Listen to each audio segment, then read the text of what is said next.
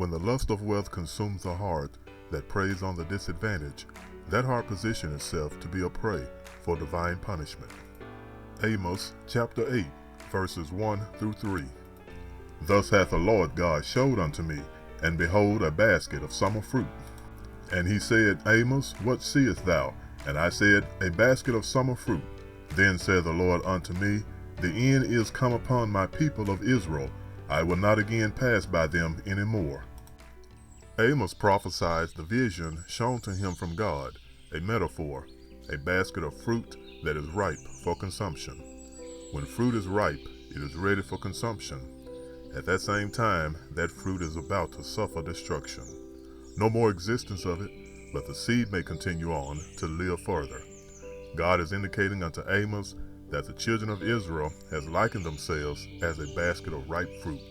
In due time, the fruit will be consumed, and God's wrath is hungry to consume the wicked misdeeds of the children of Israel. And the songs of the temple shall be howlings in that day, saith the Lord God. There shall be many dead bodies in every place. They shall cast them forth with silence.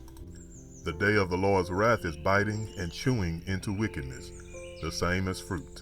The fruit is going through agony and painful misery. The partaking of that fruit is satisfying to the taste buds, but the fruit itself is going through a moment of discomfort and howling, to where death is the end, and then nothing but silence. So is the same will be for the people of Israel. Songs in the temple will become nothing but howling and crying out for mercy, instead of rejoice for praise. Death will become so widespread, they'll become overwhelmed with keeping up with how to deal with it. Verses 4 through 6.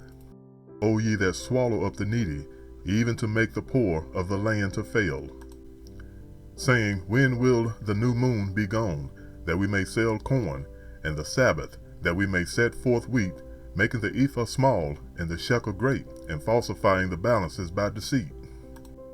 Amos continues the prophecy of God's warning unto those that live by greed, devouring those that are in need, biting into and swallowing up the poor by exploitations to increase their own pleasurable desire and fantasies. Their misdeeds to the poor continuously increased, and their time for God drastically decreased. The act of commerce became their highest priority, instead of looking to rest and have continued fellowship with God. Every day is a day of fellowship with God. Rest on the day he set aside to commune with him. And they were lusting to cut that day short, minimizing time with God to maximize time for buying and selling. That opened the door for all sorts of deceitful and fraudulent acts of trade practices, causing numerous false balances of scale weighing for all sorts of trade. That we may buy the poor for silver, and the needy for a pair of shoes, yea, and sell the refuse of the wheat. The wantonness of gain was so out of control to where they value the poor, other human souls, as material items, property that they could capitalize off of some kind of way. They joyfully love increasing their wealth by the existence of the poor through the act of slave trading. Verses 9 through 10. And it shall come to pass in that day, saith the Lord God, that I will cause the sun to go down at noon, and I will darken the earth in the clear day. The gut feeling of the day of the Lord's wrath is likened unto imagining daytime appearance if the sun stops shining, or go down around broad daylight, noontime, as it actually goes down at sundown time.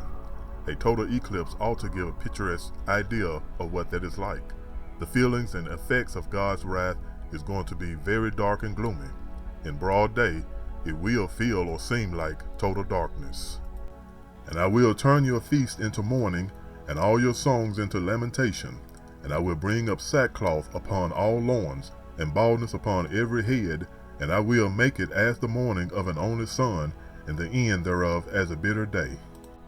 It will be so dark and gloomy that their joyful songs will become as painful mournings or cries. The darkness of God's wrath is going to have an effect on every individual. Some will make it through and some won't, but yet no one of wickedness will go unpunished. That gut feeling will be so severe to bring down the most haughtiest to a shameful state of grief.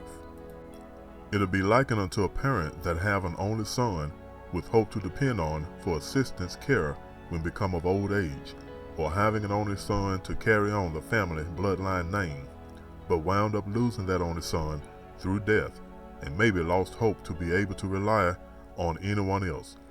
Amos is relaying unto the people of God warning message of how the punishment of God's wrath is going to be likened unto the metaphors that are used for the illustration. If a person can imagine or know what it is like of those metaphors used, then an idea can be portrayed of the effects of God's painful wrath that will be executed upon wickedness.